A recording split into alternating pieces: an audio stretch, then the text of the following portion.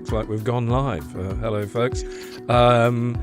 Right, first things, anybody watching the recording of this will have had the nous to skip to the 5-minute mark where the show begins proper. This is just the countdown. Some would say the best part of the show. Well, it's actually remarkable how many people have commented that when you've said that before in previous shows, and people skip the first 5 minutes, the best bit. I'll have to look at the stats and see if people leave after the countdown. Yes. Chat about archaeology and stuff, forget that. I just want the countdown. It's the best countdown on the internet. Oh dear! Well, should we tell the good folks that you're a snotty person? Oh yes, that, folks. I don't know if it's detectable in my voice at all, but I've managed to catch myself a cold. So I'll do my best to keep it clean. I'll do my best to keep sneezing and snuffling off the airwaves. I have tissues. I have water. I'll be fine. I hope everybody out there is doing better than what I am. Krim, Andrew. Oh, Sibylla, twice. Gosh. Nellie, Havo, and Helen, British Long Barrows and Associated Monuments. Jill, John, David, Yoris, Vicky. Who are these guys interrupting my countdown? Quite right. Anyway, thanks for being here. Much appreciated. I bet most of the people I can see in the chat there, I think, know more than we do, don't they? Yeah. I think so. I've only got the cam chat in front of me at the moment, which doesn't refresh as readily as it should. Alison Ward is present and correct. Yeah. So it's a nice spread of stuff tonight, actually, geographically and subject matter wise. So looking forward to that. Good evening, Abby. So thank you for your suggestion, Abby, that I should go up to York and maybe visit the Star-Car exhibition.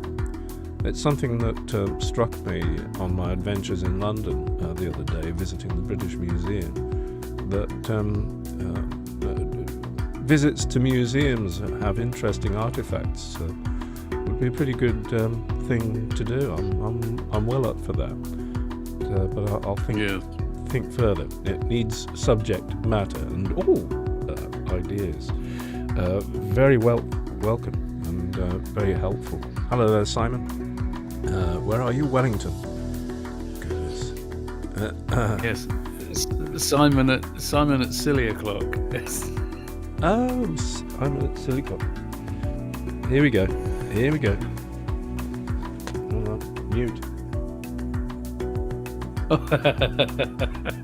Yeah, I should probably get a kazoo out or something. And every time I see you do it, I should just. I think we should have a kazoo out anyway.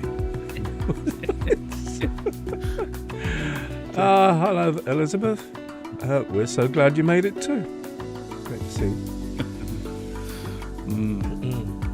Yeah, what do you reckon? A museum visit Strand. How about that? Yeah, that's my local museums. I haven't got anything prehistoric really. There's I've got a few Roman bits and pieces near here. Do you know what? Warwick Museum is great. It's got axe heads, Neolithic axe heads and stuff around here. Yeah. This village here, Barford itself, is a Neolithic settlement. I've got cursuses, I've got ditched enclosures, I've got loads nearby. So there's quite a lot of excavation and a lot of stuff ended up in the local museum. So I may have a look at the possibilities of that, just for. Indeed, 10 seconds. Anyway, it actually begins very, very, very, very, very, very, very soon. In 1 second.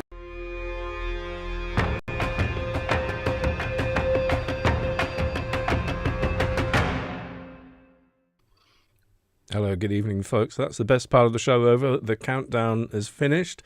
It's all downhill from now on. Welcome to the show. We're the Prehistory guys. I'm Michael Bott, and he's...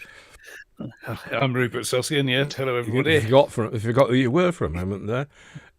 This is Prehistory Guys Unplugged, an occasional show where we mull over the recent news, prehistoric archaeology news. Hope we bring some fresh stuff to you that you've not spotted in the news yourself. That's the plan. That is the plan. So before we get on with all that, I'm always dubious about, whether it's necessary to ask people to hit the like and subscribe button and all that. But I think if you're looking at the numbers just down below there, the other way, isn't it? Yes, down there. No, there. The number, what is it, 94,000 approaching? We are approaching 100,000 subscribers.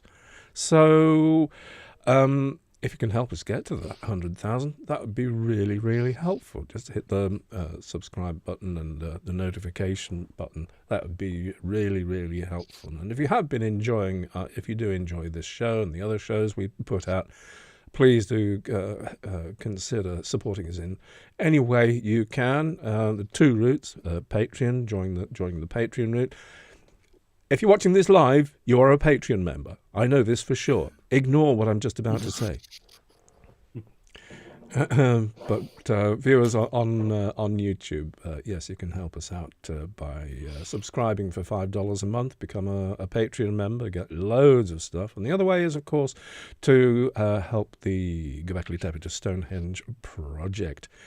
More information about that in a link down below as well. We're trying to tell the whole story of the Neolithic all the way from Anatolia across Europe and ending up at Stonehenge. That's it in a nutshell. We need support. We're off to Greece next year, but we need your help in order to be able to do that. So dig deep and have a look at the page and see if you can help us out. All right, that's it. Done with that. Well, finished. Well said. Well said. I mentioned this in the countdown. If you skip the countdown, I've got a cold. I may sniff. I may snuffle. I might fall over. Yeah, he might. I might. He might. And leave Rupert alone to do the whole show. Yeah. But let's the only keep thing our that fingers you need crossed. to be aware about from that point of view is that whilst this comes from we're both in the online studio. Mike is the one who has all the buttons. So if that did happen, then any loss of control is just something that we can all laugh at after the event. Sibylla says Greece. Wow, are you going to Cyprus too? Loads of stuff on the island of Copper. Actually, Cyprus manages to sort of. It's a bit.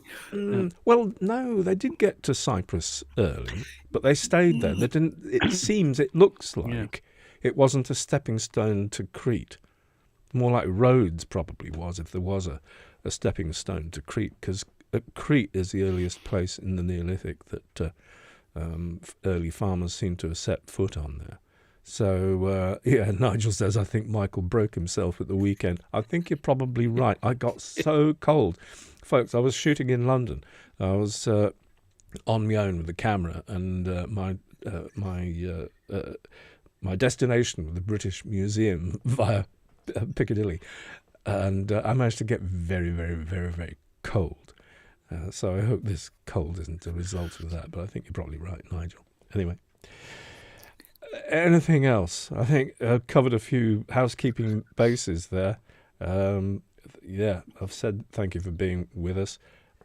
That's about it, Rupert. Have you got anything else to say before I start I shall pressing just buttons thank people for liking my jumpers and my yes, of course. Yes. Mr. Fuzzy in his Mr. Fuzzy. Hey, something's Well, going to change. and Elizabeth has got another point. Actually, Arthur, grandson Arthur, has got a cold at the moment. I saw him at the weekend, so yeah. Well, there you are. That's the prime place to pick up all these things is from grandchildren. It's what we do. Indeed. Enough about us. What about Yes. Bronze Age massacre victims in Somerset? What about Bronze Age massacre victims in Somerset?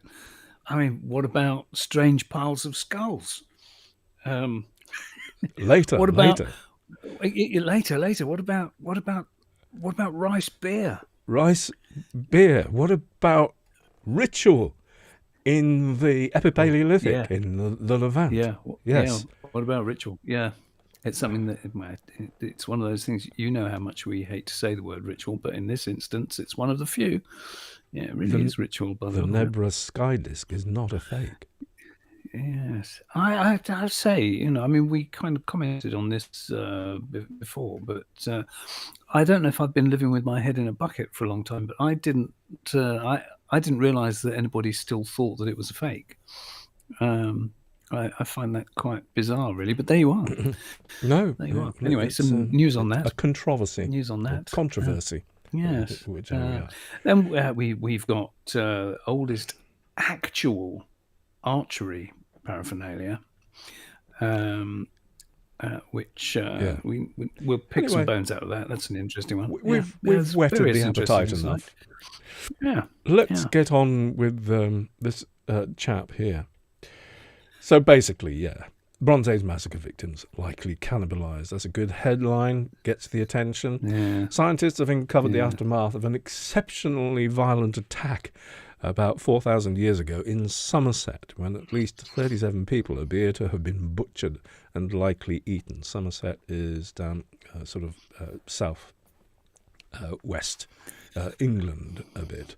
It's the largest case of violence between humans identified in early Bronze Age England, which had been considered a peaceful time. By whom? By who? Well, yes. Well, apparently there isn't much evidence of actual conflict, but, you know, human beings, come on. Yes. Crickley Hill and all that. I know that's earlier. That's not the Bronze Age, but the victims' bones were found by cavers in the 1970s. Isn't it amazing? See, this is another case of technique and retrospective archaeology on stuff that we've already have. Experts believe they were thrown into a 15-metre shaft by the prehistoric attackers. The massacre was probably driven by a furious desire for revenge, and its effects likely echoed through generations, says Professor Rick Schulting at Oxford University. Now, Rupert, we've got some issues with the interpretation of this. Should we save them until we've should we go through this and the gist and then out of the way? Reassess? Yeah. So Rick says the victims may have been eaten as a ritual to dehumanize them and to send a message by insulting the remains. Maybe. Around 3,000 fragments of bones found at a cave system called Charterhouse Warren in the Mendip Hills, Somerset, were analysed by a team of archaeologists. That looks like unpleasant. They believe that at least 37 people died, including men, women and children. Teenagers and older children made up about half of the victims. Villages in early Bronze Age Britain were made up of around 50 to 100 people, so the experts think this could have equated to wiping out almost one entire community. Bronze Age Britain lasted from 2,500 to 2,000 BC, from 2,500 approx 2,000 BC until 800 BC, and was a time when bronze replaced stone for making tools and weapons. Yes, we know all this stuff. And also in the newly identified attack, there was no evidence of a fight back, suggesting the victims were taken by surprise. Scrape and cut marks indicate the attackers systematically dismembered their victims using stone tools. And Professor Schulting says, if we saw these marks on animal bones, we'd have no question that they were butchered. Scientists do not believe the attackers ate the remains out of hunger because the fragments were found alongside animal bones, indicating that there was sufficient food. The extensive dismembering of the bodies is the first documented case for this era. So I don't think there's any other cogent details. There's just the interpretation, I think, of what's going on, and a sort of discussion about hypothesizing what people could have, the motivations. Mr. Schulting, Professor Schulting, I should say, excuse me, saying if you felt wronged, it was ultimately your responsibility to do something about it. It's not like you go to the magistrate and ask for something to be done. So there's a lot of trying to. I think it says more about Rick than it does about it does about the archaeology. To be honest, don't get me wrong. We have a lot of respect for Rick's work, but there's so many oddities in this. In that where he said there is limited evidence that tension in the area was caused by a fight over resources. This led to experts to suspect the violence was caused by a huge breakdown in relationships. This was something exceptional level, almost erasing the person, literally chopping them into pieces. It's just, I mean, okay, maybe, but equally, I think the statement that there's no evidence of a fight back suggesting the victims were taken by surprise. But what would be the evidence of a fight back? If it was a general fight, and people did fight back, but there weren't any dead, or even if there were dead, then the winning side would take their injured and dead away with them, wouldn't they? That you wouldn't leave people. There wouldn't be bones of the attackers left thrown down in the pit as well. It's just it seems a really odd thing to have interpreted there. Yes, it's a step too far, because whenever you say anything like this, well, what evidence could I possibly look for that would support what I've just said? And if you can't answer the question of how, even if in the absence of evidence, unless you can say what the evidence might be or could possibly be that would support my hypothesis, then you've really got no legs to stand on. There's perhaps a culture of honor led to the attack. Maybe. Yeah. I mean, there's a thing further on where it says this was not a homicidal maniac. It's just there. This is not a homicidal maniac. This is a community of people that came together to do this to another community, Professor Schulting adds. I don't know, folks. What do you think? I mean, my opinion is it's just extraordinary that finds like this tell us things like this were happening in the past, but there is a limit to what we can know about what actually happened. Yeah. All we have is superficial. Yeah. And that's all we can ever have is probably superficial. As to imagining what went on, knock yourselves out. But having said that, though, it is still... Go on. Yes. And I was just going to say, the inescapable thing here is that that all the bones do show signs of butchery, and that in itself is interesting because we don't see cannibalism very often in the archaeological record at all. So it's an interesting one, particularly for Somerset. It's a lovely place, Somerset. Yes. Have we got evidence of cannibalism anywhere else in Britain? I can't think of any, to be honest. I know we've got some in Eastern Europe. I don't think we have. No. So it's I referred Crickley Hill, of course, which is absolute evidence of violence. That's an actual battle where you can fairly safely say not cannibalism. It was an assault on a stronghold that and the evidence for that is mostly arrows rather than actually remains, isn't it? Strangely enough, it's the scatter of arrows. But it's not people exercising their imagination or putting something out there. It's when it's quoted from Professor Rick Schulting or Professor who it is. It's sort of suddenly it's there that this opinion.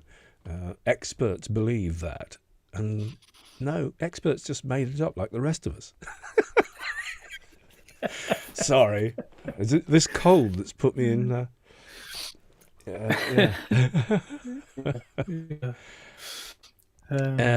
Anything else, Rupert?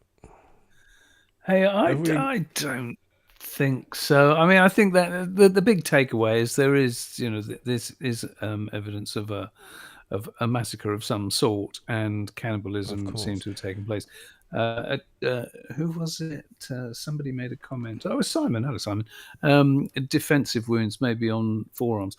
But it's all, it seems to be butchery marks as opposed to defensive hack marks.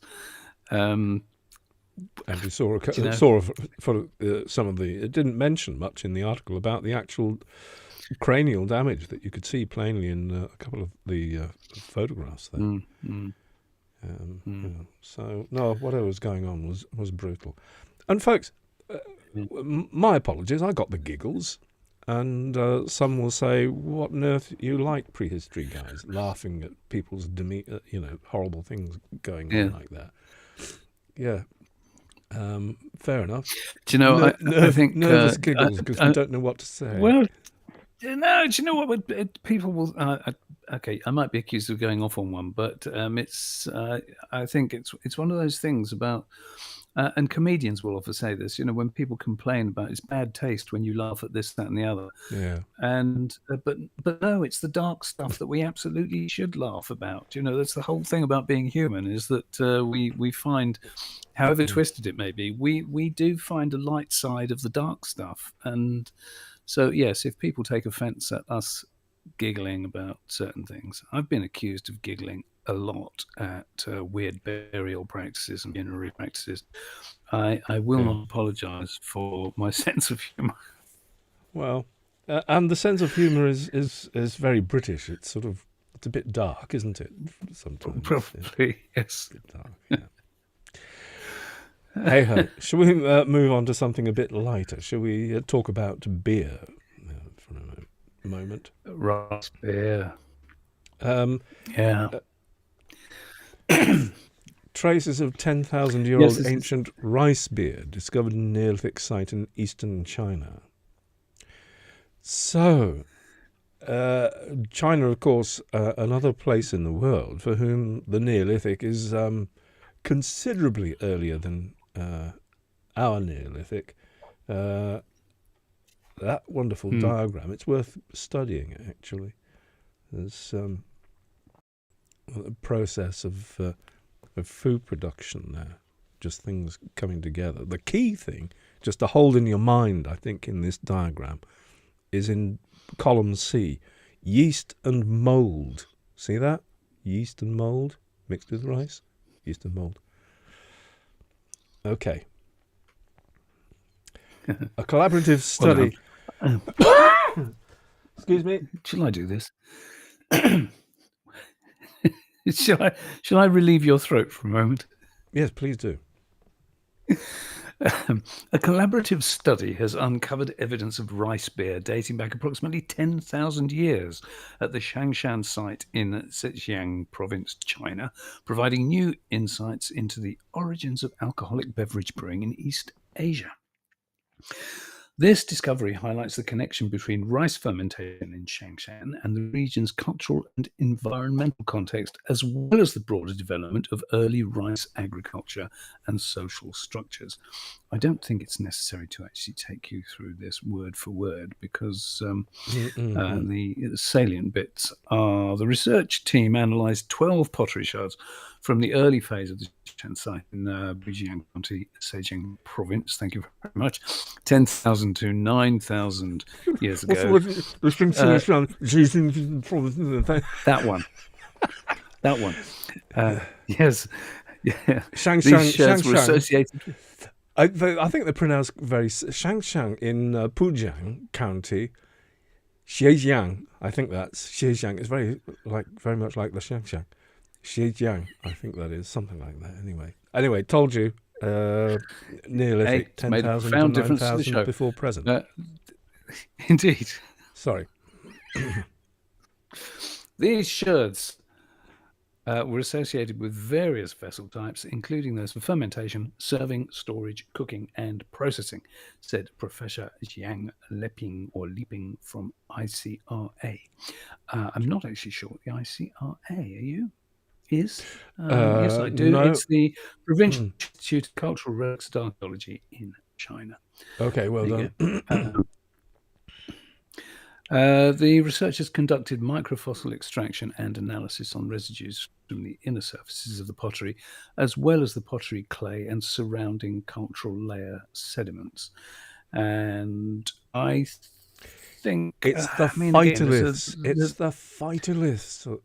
It is the phytoliths, and phytoliths, if you're not familiar, is it's the silicates in plants, where they've picked up silicates. Is it silicates they picked up from? The plants absorb them into their bodies, and they pick them up from the remains of the plants in the clay.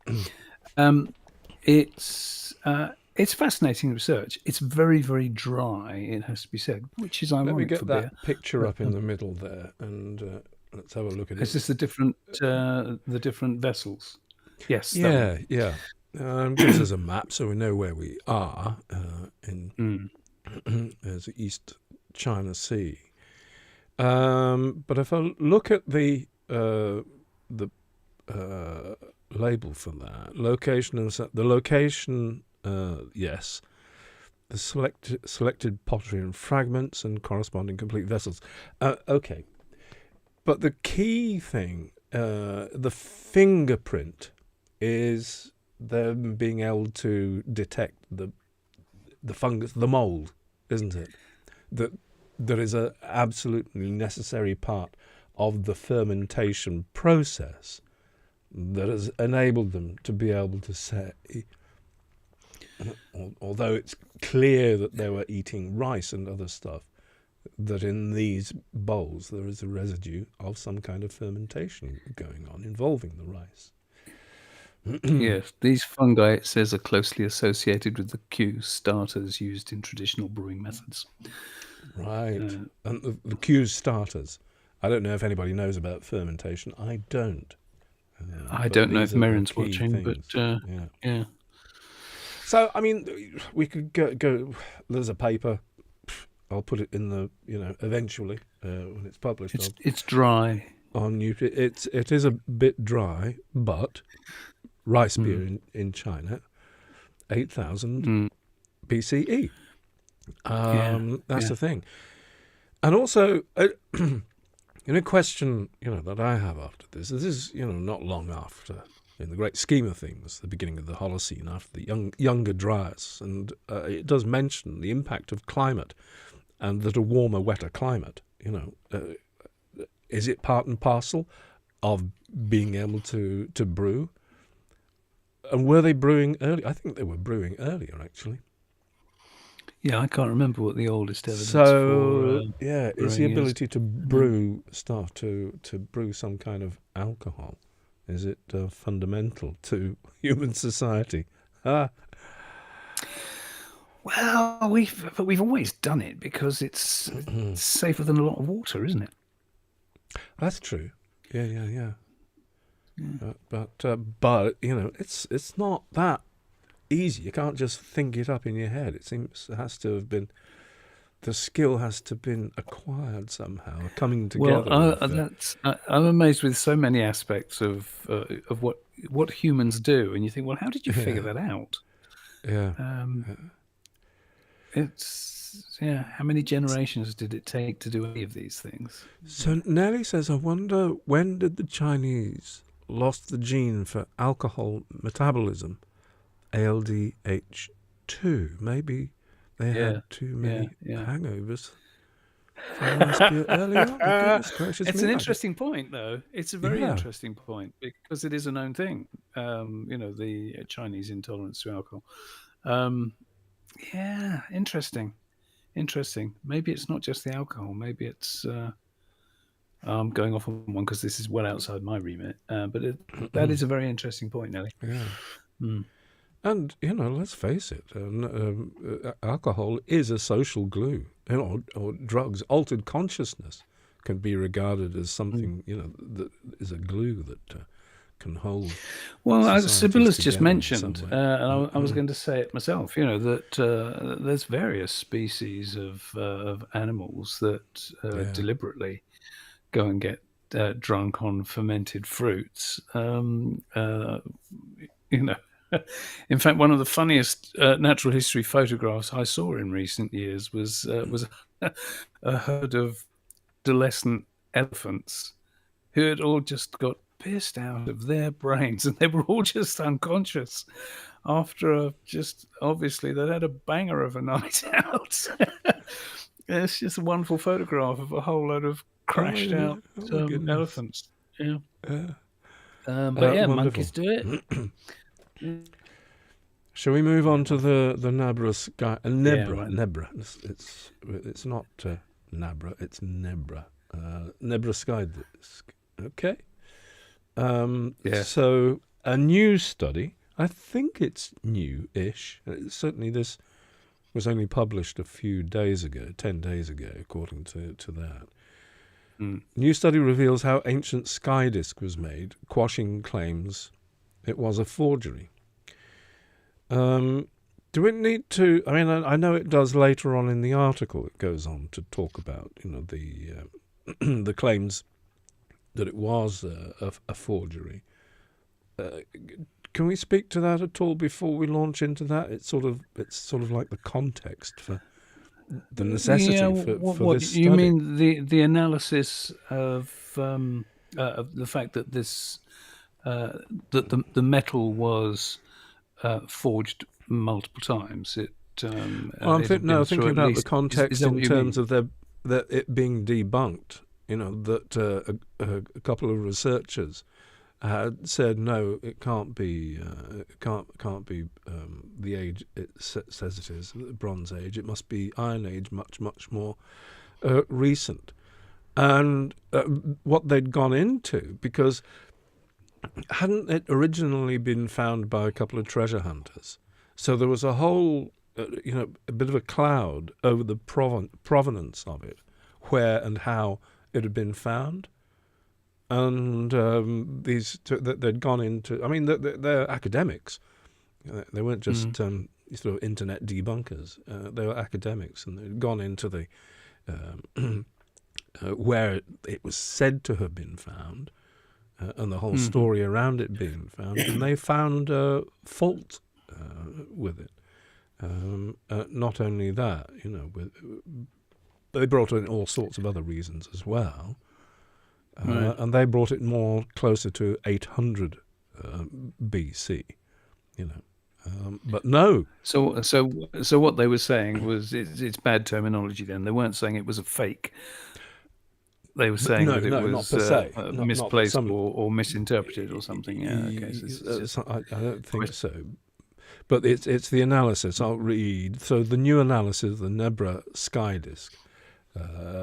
3,800-year-old artifact that may be the oldest known representation of the sky, undermines claims that is a more recent forgery. The study shows that 12-inch wide bronze disc was made with multiple cycles of heating and hammering that a modern forger would not have imitated, according to an Arthur? author. Granddad. So it was found in 1999, and it was detectorists who found it in a field now near the town of Nebra.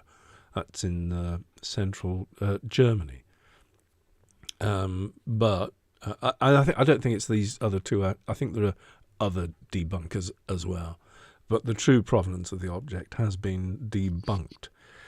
So what they did, they've basically made a replica of the disc and compared what they'd done with the original disc, and what they've found is that it wasn't a modern forger or a more recent metallurgist, shall we say, would have made made it in a very different way, in a single cold beating. But they've found that the best match they can get to the marks and stuff on this actual artifact would be through multiple hot It was, but hammerings. it was beyond that. It was the structure of the copper crystals. It said. Right. Okay. So that they analysed. So microscopically, it showed that it was done through at least 10 cycles of hot forging. So Wunderlich told Live Science that the complicated manufacturing process challenged claims that the sky disk could be a modern fake, because it was extremely unlikely that forgers would have gone to such lengths.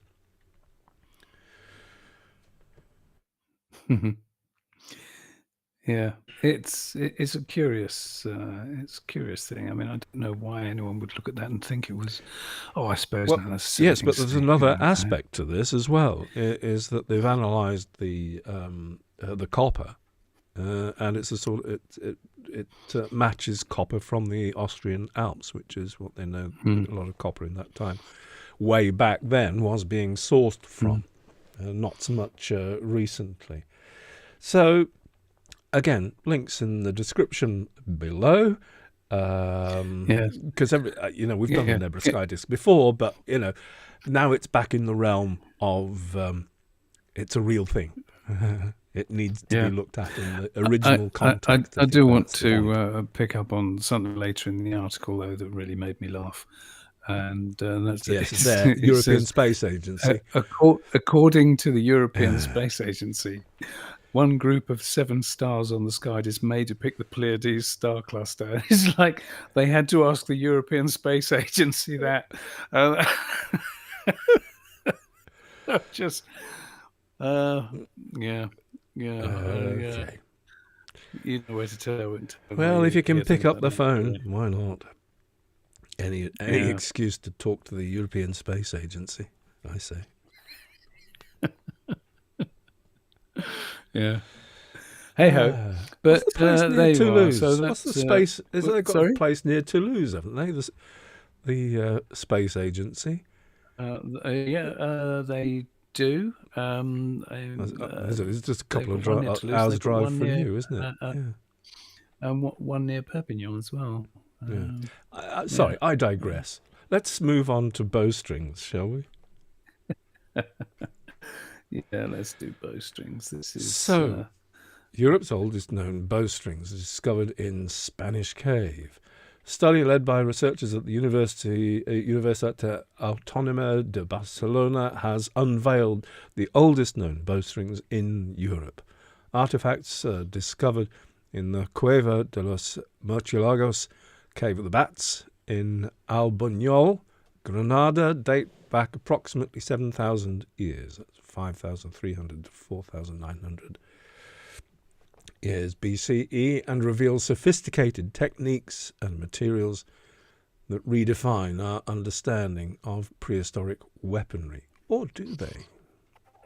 Don't know. I mean, if we're looking at the actual artifacts there, I mean, that looks like it was made yesterday, for goodness sakes.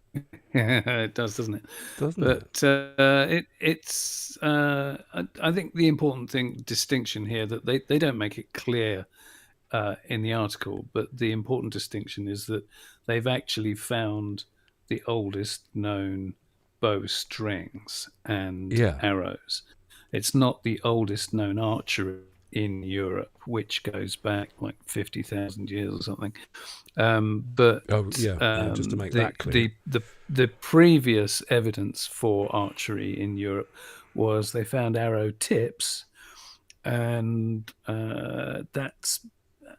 it was evidence that they could tell that these things had come from arrows as opposed to stabbing weaponry.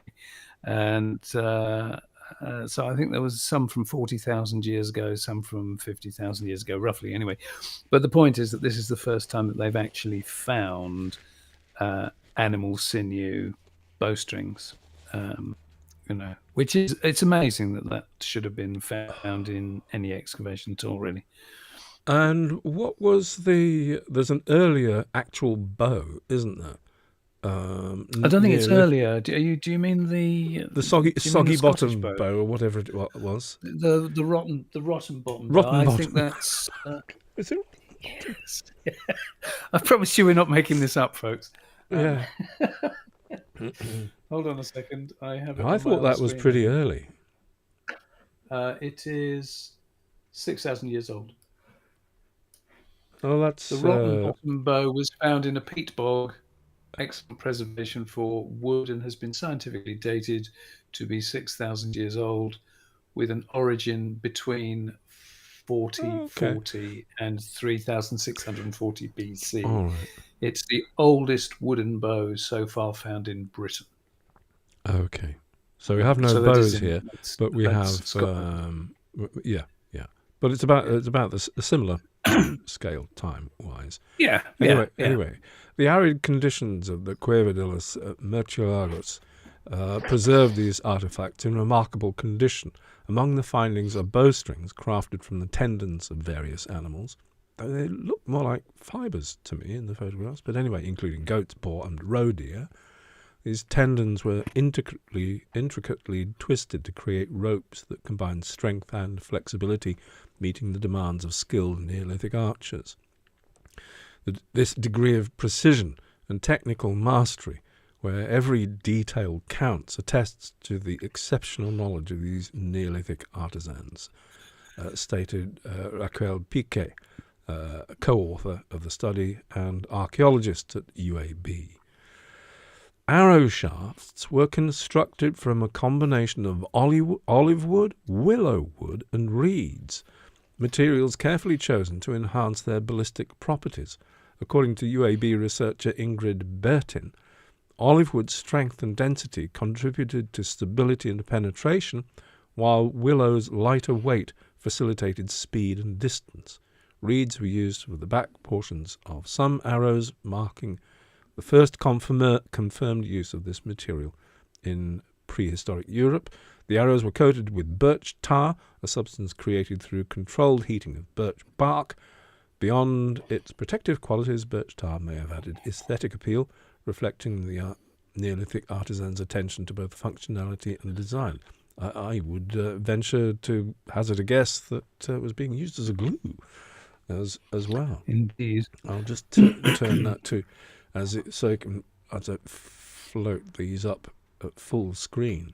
Now, I have to say, as somebody that made a very slight study of medieval archery, and indeed I owned a replica of a medieval war bow for a little while, that sophistication of the making of the arrows is quite phenomenal. Medieval arrows, as far as I know, Mary Rose arrows, things like that, are one piece. But you know what? Somebody had a heyday working out that bit of wood there is going to make that more accurate and fly straight, or putting the different qualities of wood into a single arrow. That's phenomenal. I suppose the accuracy that you need for hunting, as opposed to the slightly less accurate necessity for warfare, where you're just flooding a field of men, and it's numbers, isn't it? Rather than, you want to be really accurate with one when you're killing an animal, but if you've got Guess so. if you've got a dozen arrows that you've had made relatively quickly, I don't know. Well, I would have thought, the fewer moving parts, the better. Making an arrow like that prone to variance. If you put more stuff into it, then it's prone to more variations. I would have thought that would. Who knows? Maybe Conjecture. Somebody who knows better than me or us, I'm sure, will let us know. So, I don't think there's much more for us to actually say about that. But no, other than to agree with part of the wonderful rich panoply of.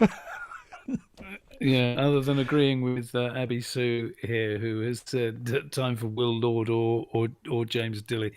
We did actually talk about, in fact, James for all sorts of things, because as some of you might know, that at the British Museum World of Stonehenge exhibition, where they had there was a replica of the Nebra sky disc as well.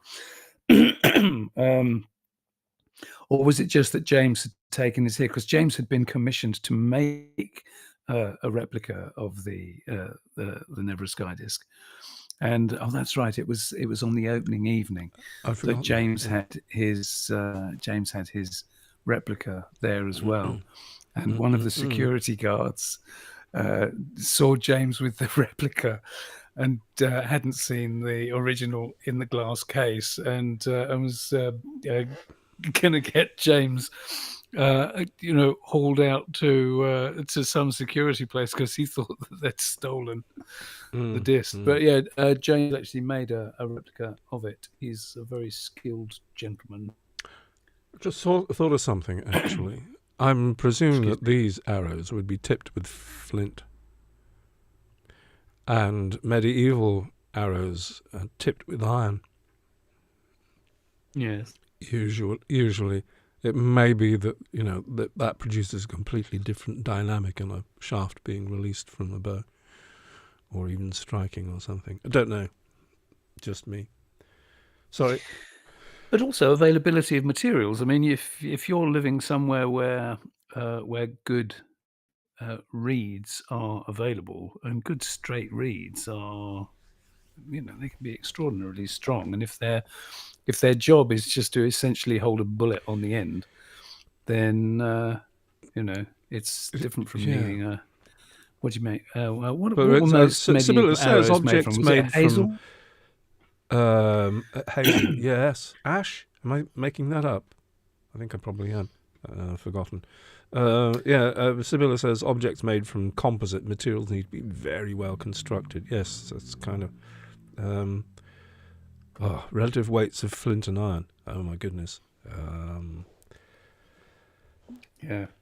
I think these are all questions that are unanswerable by the prehistory guys. Yeah.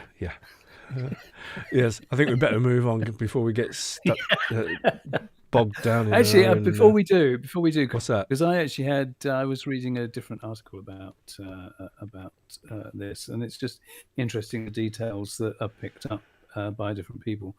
And one of the aspects that I found interesting was when they analysed the composition of the strings, that they were made from, or the collagen came from roe deer, goats, and wild boar. So they were obviously using various materials at their disposal. Nelly, iron is looks like it's at least 3 times as dense as flint. Thought so. Yeah, I'm sure that would produce a different dynamic, but I don't want to get into that. But hats off for the construction anyway. Something else is going on there. Sorry, Rupert, you're on your own for a moment. I'm just going to mute myself. Okay. So, well, he's just muted himself. Well, I'm going to tell you where we're going before before he puts this up. We're looking at it. The headline here is Stone Age CSI. Archaeologists identify a family killed in a house fire nearly 6,000 years ago. Now, I have to say that when the headline says identify a family, that's not what they mean at all. It's a fascinating piece, but identify them. Yes, their names were Robert and Janet. Don't be silly. Move on. Yeah. Human bones discovered in a house that burned down 5,700 years ago are providing archaeologists CSI-style clues about the deaths of 7 people in prehistoric Ukraine. Where are you reading this? You're reading a different article to the one I've got up here, but never mind, it's fine. Are you? I am taking this from Live Science because we trust Live Science. We do. I'm reading yours. I've got Live Science as well. Anyway, okay. I think I'd probably better read what's on the screen, otherwise people will get confused. And Sibylla is still distracted by your jumper, Rupert. Who's distracted by my wondering the pattern. What can I do? Over the shoulders was made by Neanderthals or Ignatians. Very good, Sibylla. Very, very good.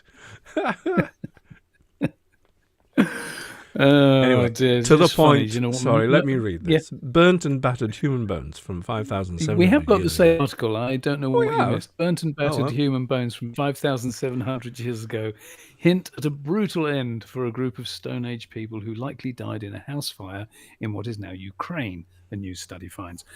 But why 2 of the people had violent head injuries and why one died a century later than everyone else seems remain unsolved mysteries. Now, I would objection. I would order the judge to strike that sentence from the record. He'd turn to the jury, say, you are to ignore that just said, because it's completely irrelevant, isn't it? Why one died a century later. It's sort of, by implication, it links them when there is no link. No, it's a red herring. It's a piece of skull. What's more, that could have been dropped by a wandering beagle. Yeah, exactly. So instructions to the jury: ignore. Strike that from your memories. We can only speculate. There's some honesty for you. We can only speculate whether there was a connection between the fire and the act of deadly violence, i.e. killing the people in the house, leaving their corpses and setting the house on fire. Katharina Fuchs, a biological anthropologist at Kiel University in Germany, and colleagues wrote in a study published on Wednesday. In 2004, archaeologists discovered nearly 100 pieces of human bone in a prehistoric house at Kozinka. An archaeological site, where the actual discovery was yonks ago. Anyway, carry on. It's a good point, though. I mean, I actually find it really exciting that there are so many new studies and discoveries being made because people are going back into boxes in museums and and reanalyzing all these old excavations. It's so much stuff coming out. The site is about 115 miles south of Kiev. Kozinka preserves the remains of a prehistoric mega settlement created by the agrarian Cucuteni-Tripilia societies, who lived throughout what is now modern-day Romania, Moldova, and Ukraine from 4,800 to 3,000 BC. We mentioned these settlements consisted of... Yes, go on. We mentioned the Cucuteni-Tripilia culture a lot, but we don't do enough about it. No, we will redress that balance at some point in the near future, probably. Sorry to interrupt. Carry on. Yeah, no, that's all right. These settlements consisted of public buildings and family houses, many of which were deliberately burnt down when people left. We have also talked at various points about our attitudes to ritual burning. But the discovery of human bones within one of the burnt houses at Kozlenivska surprised archaeologists who undertook the new detailed study to figure out what happened. A close look at the bones revealed the remains of at least 7 people, 2 children, 1 adolescent, and 4 adults. 4 of the skeletons were found inside the destroyed house and were heavily burnt, while the other 3 were unburnt and found outside the dwelling. The researchers discovered that 2 of the adults had suffered violent head trauma just before their deaths, setting up a 5,700-year-old forensic mystery. Too right. Yeah. To investigate this cold case, the research team used radiocarbon dating to determine that 6 people, possibly a family, likely died between 3,690 and 3,620 BC, while the 7th, an unburnt adult, died roughly 130 years later after the house burnt and was abandoned. Then they looked closely at the bones' fracture patterns and discoloration to figure out that the bones were scorched while still fresh. Given the contemporaneous dates of death and the evidence of burning, the team deduced that 3 people may have died inside the burning house, while others may have been overcome by smoke inhalation or carbon monoxide poisoning and died just outside the house. However, this analysis did not reveal further information about the cause of the skull injuries. So, Inspector Solskin, a moment. So, the question: Did you ask the forensic investigator about who had injuries and who didn't? Did the people inside the house have cranial or other violent injuries upon them? No, my did the lord. people outside the house have No, my lord, and I injuries confess I upon haven't them? read the forensic report. There you go. I rest my case, kind of. Yes. Yeah, in other words, yes, it's more of a mystery if we don't know who was injured and who wasn't. Well, because that is an important part of the story if we're going to stand a chance of getting in anywhere near to a kind of narrative for this event.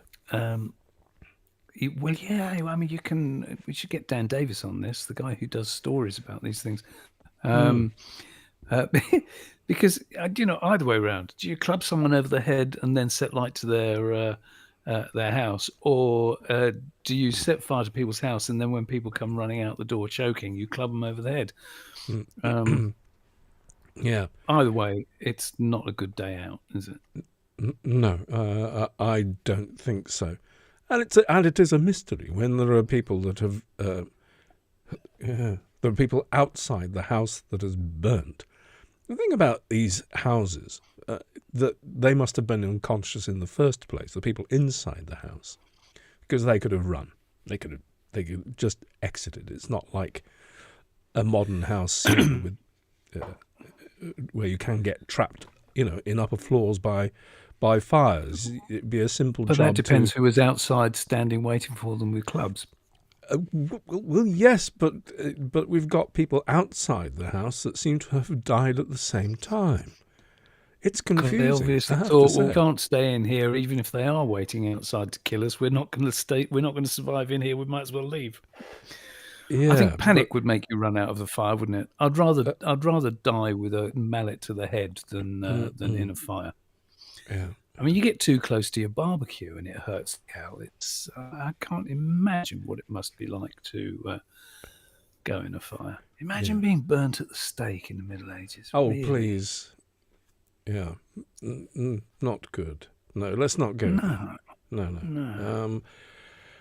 Slightly off track, but the point I'm trying to make is this is an odd set of circumstances, and without, a bit more detail about who's received injury and who hasn't, There's no chance of constructing a narrative about these goings on, I'm afraid.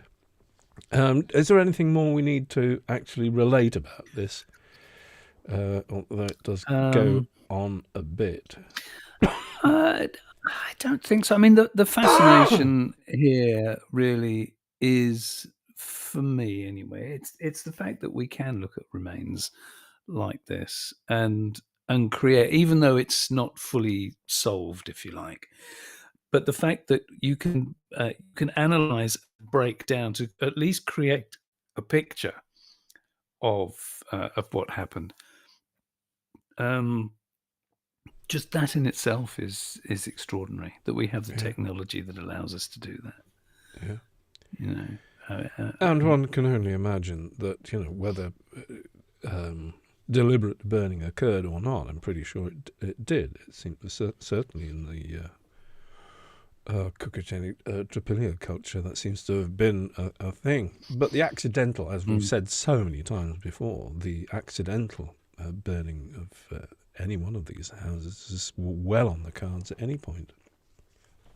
Yeah. I mean, it was I the don't point think we the made in the insurance- Longbarrows film. You know that when you're talking about a time when people lit their houses with naked flames, and you know, and you would have a fire in a I could hearth. tell you about getting a thatch insured.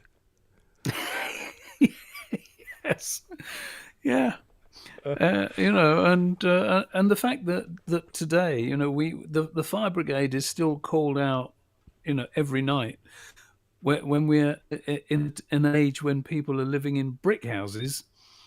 You know, if we were living in wood houses with wooden roofs and Lord knows, yeah, it's no surprising. So when all this stuff about ritual building, all right, I'm not saying ritual burning never happened. Of course, it probably did. Or even ritual, you know, deliberate burning. You know, if your house is so full of fleas and pestilence that you decide you're going to burn it down and build a new one. Makes sense. All sorts of reasons. But yeah, accidental burning. Good grief, it must have happened all the time. Yeah, as Joris points out, didn't you guys have the Fire of London? Yes, the Great Fire of London. Yes, we did. Yeah. Where did it start? Pudding Lane in the East End? Pudding Lane, yeah. Yeah, you can actually go up the monument. I didn't know. There's a fine view from the top. Yeah. Talking of ritual, would it please you to know that archaeologists exploring the prehistoric cave have found earliest evidence of ritual in Israel? Let's talk about that. It would please me. It would please me. It would please me enormously. Archaeologists excavating a cave in northern Israel have uncovered a strangely incised rock, which they say is a rare example of Paleolithic art in the Levant, and possibly the earliest known evidence for ritual activity in the region. The boulder was uncovered in the deepest recesses of Manat or Mano Cave, a site near Israel's border with Lebanon that has already yielded a treasure trove of prehistoric artifacts and human remains. Now, I think, can we between us create this? Because this is quite a long article. We'll be here for forever reading through it, as it were. I think it puts in context, you know, at this time, and when is it dating it to? Help me out. 51,000 years old. 51,000 years ago. Yeah. And at this time, you know, we've already got depictions. There are statuettes and things in Europe and elsewhere, cave paintings we've got. And as it says, 51,000-year-old depictions of pigs in a cave in Indonesia. So, you know, this... I mean, when you see it, sorry, I'll show it. There we go. I mean, just so you know what we're talking about. There it is. You know, it doesn't immediately strike you as being significant Paleolithic art. Sorry, I should make a correction here. The 51,000 years is how old the evidence for inhabitation has been around. This Right. is actually Okay. dated to 35,000 years ago. It's Ah, 37 to thank you. 35,000 years ago. Thank you. Thank you. Thank you. Thank you. Yeah. So I mean, this, as I say, this cave has been excavated for a long time. But as the lead archaeologist on his own in this great cave, this is a massive. There's a photograph down here of the actual. You can see what a wonderful space we've got down there. And the rock is in a corner that we're talking about. The carved rock is in a corner of that space down there. So my understanding is that the argument is, obviously, it doesn't strike one as art per se off the top of it, but I think they were at pains to analyze it. And through laser examination, those kinds of things, they've actually determined that those marks are not natural. Although, of course, the first assumption might be that those channels could be caused by natural erosion of some sort. But they've been able to detail the flint marks and the scrapings that would have been needed to make that shape. And indeed, they were able to replicate the techniques themselves. Sorry, I'm going to have to stop talking for a moment, Rupert. Otherwise, it's going to be embarrassing. No, fair enough. I think that there's various aspects to this, and one is, when anybody, might think that this could be natural. I think there are various aspects to it. One is that this has only been found in one part of the cave and in isolation. And where they found this, and the reason they're associating it with ritual, is that it was in the deepest part of the cave. Yeah. There have been signs of people living in the cave system here for millennia, and all these ritualized deposits seem to have happened in the deepest recesses of the cave. So it's they had a specific place to go for this. That's right, because most of because they've excavated it extensively, and the evidence of human activity is mostly around the entrance, close to the outside world, as it were. But there is moderate evidence of visitation to this deepest part, charcoal and burning places, and other evidence as well. So it was a dark recess, a sacred place, I've no doubt. It is interesting that this depiction of a tortoise shell, it's intriguing that this is. Do you remember that we did covered an article a year or so ago? I think it was it February last year, I think. Yeah. That was about the shamanic burial. Down the bottom of the article here. Sorry, you were blipping on and off for me there. I didn't hear what you said. The Halazon caves, Halazon Tactic. There was a shamanic burial of a woman buried with 50 or so tortoise shells, and a leopard and a human foot.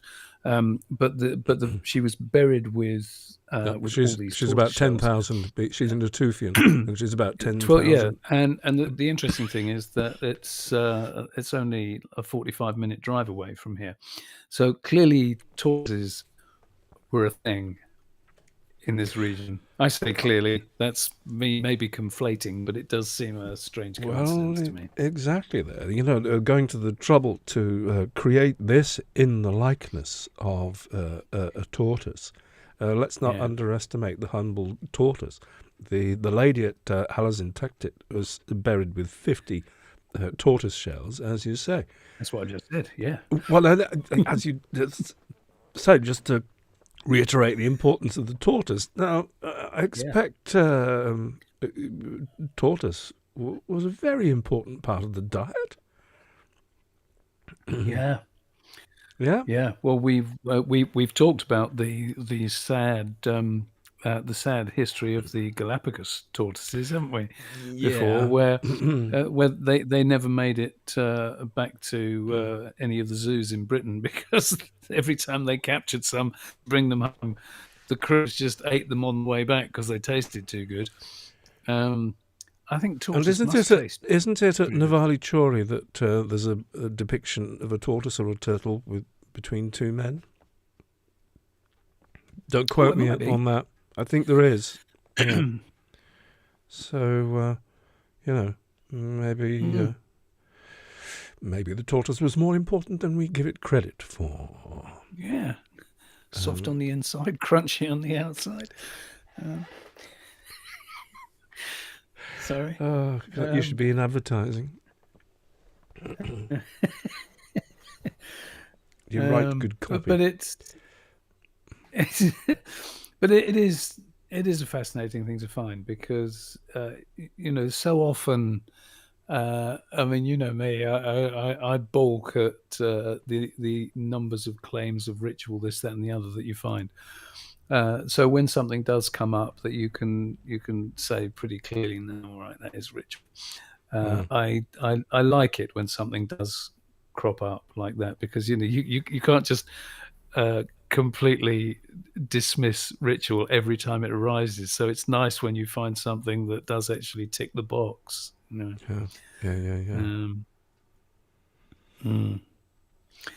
I think it is probably time. Much more to pick out on this. They have talked about the presence of antler, often used as a grave good, they said. Also points to a ritual purpose, maybe. Yeah. But I think they're onto a reasonable claim there, with the claims of ritual in that space. And there's something special being going in a special relationship, with whatever's going on. Beyond that, would not care to venture. Fascinating stuff. I was just wondering if it's time to talk about Göbekli Tepe to Stonehenge. There's always time to talk about Göbekli Tepe to Stonehenge. Well, I think so. Our next stage is to really complete the narrative of farming coming out of Anatolia. I was saying to Rupert earlier, it shouldn't be called Göbekli Tepe to Stonehenge. It should be called Abu Huraira to Stonehenge, because that's more accurate. Because the piece I'm constructing at the moment is all about Abu Huraira and a quernstone that's in the British Museum, all the way from Abu Huraira. And Abu Huraira is the place that's most quoted or most referenced as being indicative of the changeover from hunter-gatherer to farming way of life back there. And I think we need to go back to Turkey, Rupert, just to, if only to be able to point vaguely in the direction of Abu Huraira and Engazal and even Ahalo too, without actually being able to go there. Abu Huraira is in northern Syria, so we won't be going there. No, we won't. No, but we need your help. But we need your help to get back to Turkey, and we need your help to get into Greece, to just establish this link across the Aegean for the original farmers. We're part of the way there, but it's slow going at the moment. We need a push. And if you can tell us how to ask better.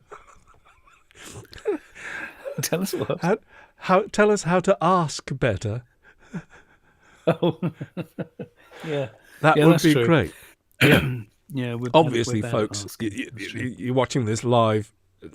Patreon folk, you already support us, and I know you already support. Many of you already support us in both ways, being Patreon supporters and you contribute via Buy Me a Coffee.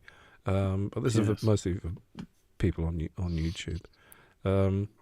The actual whole project itself, it's doing what it says on the tin, Göbekli Tepe to Stonehenge, and all points in between. A series of films that tells the story of the Neolithic. Anyway, have a look at the link below, or up there if I can remember to put it up there as well. Your appreciation of all the stuff we do would be much appreciated. Thanks for even listening to me. Now then, Sibylla, what happened to Bonchukluhtala? Did we ever promise we were going to Bonchukluhtala? Or is that what you mean, Sibylla?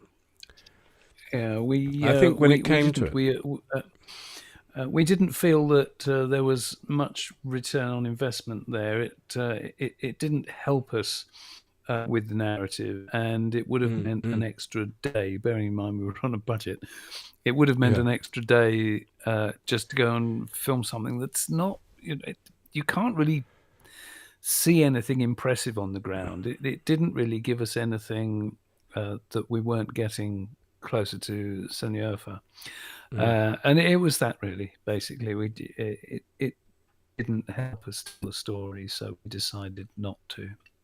Yeah. It's difficult. It was complicated on the ground there, as you say. It was an extra day travelling east, sort of northeast, isn't it? Bonchukluhtala from Seniofa. So it would have been an extra 2 days because we'd had to have gone there and then spent whatever time and then come back again. It would have been 2 days extra. So that, it's a chunk of budget when you add 2 days to something. So. Too right.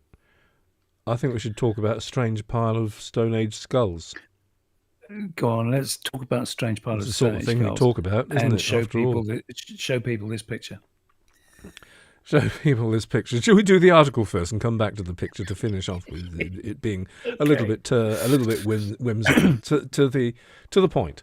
Archaeologists have discovered a pile of 15 human skulls in a Neolithic village in Italy. The bones were worn and broken, but there was no evidence of violence. Hooray! We should. Do you know what? We should do a tally.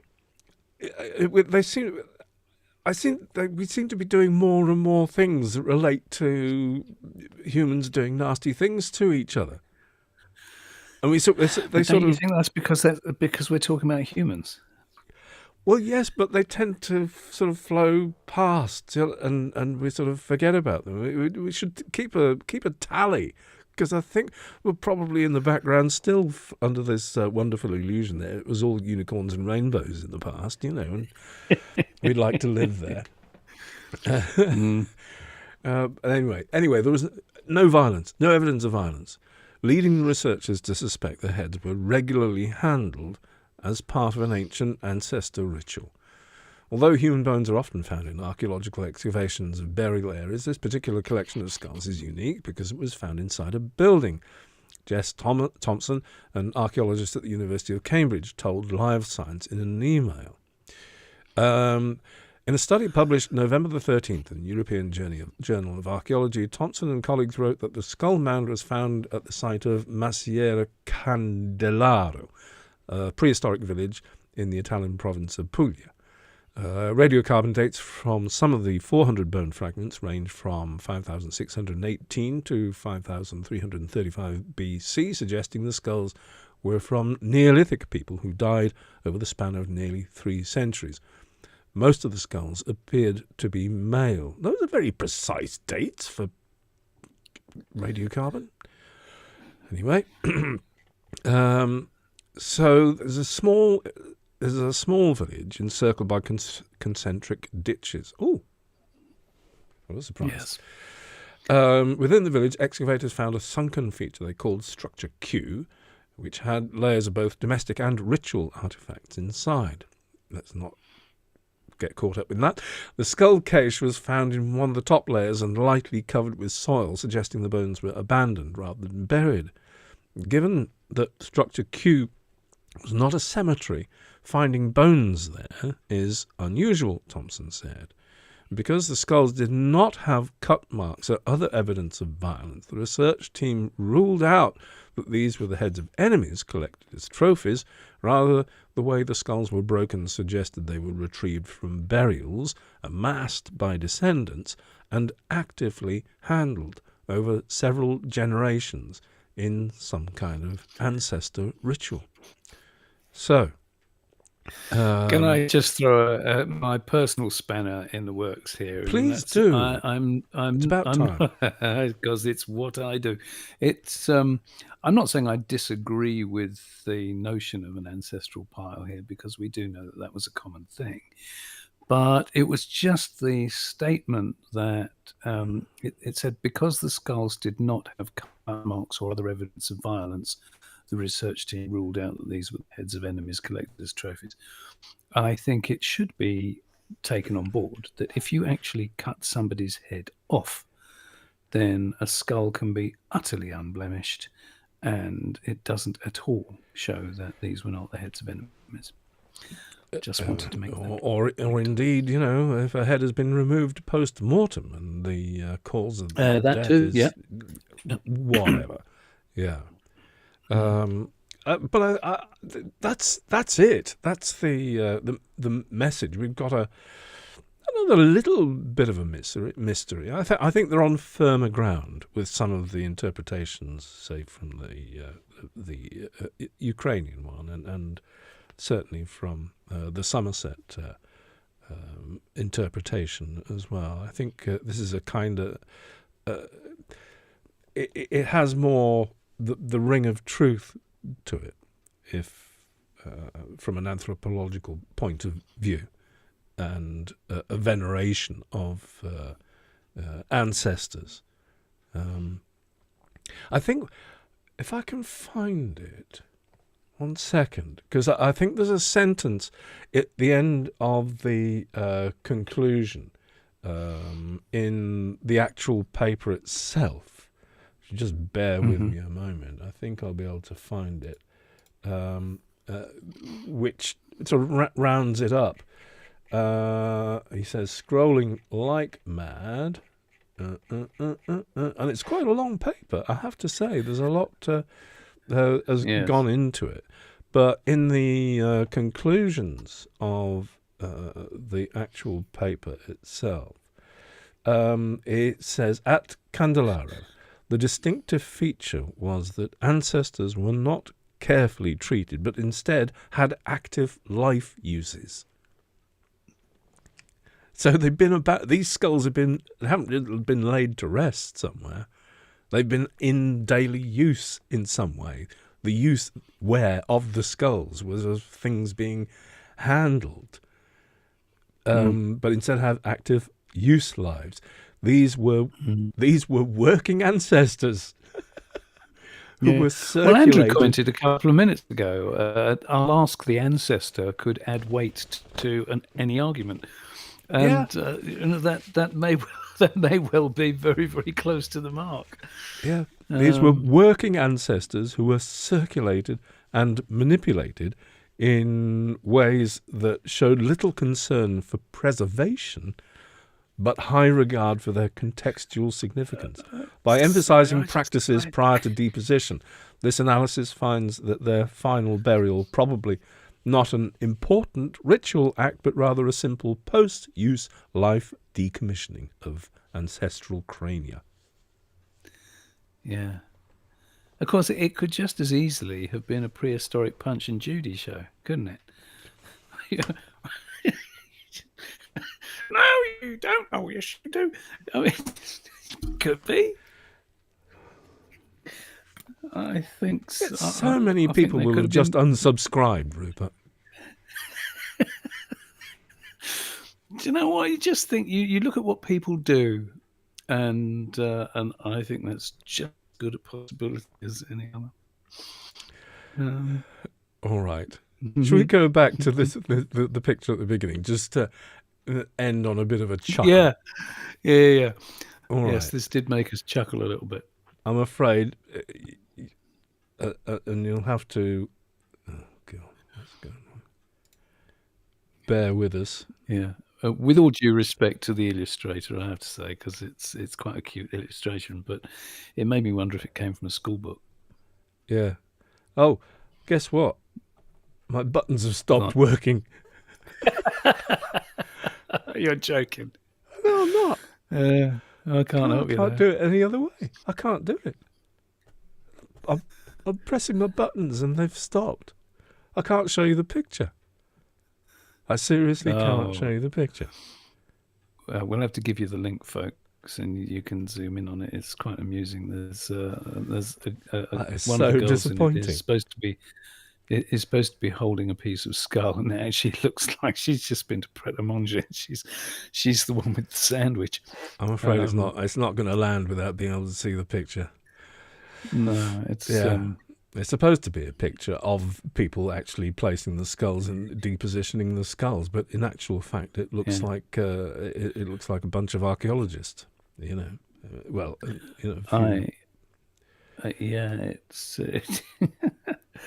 it's because that's the double take.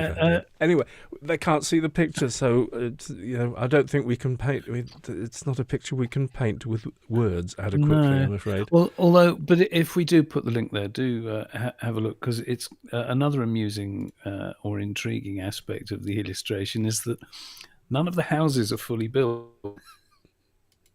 That's true as well. That's true as well. Didn't really understand what the brief was there, but that's a shame. Yeah.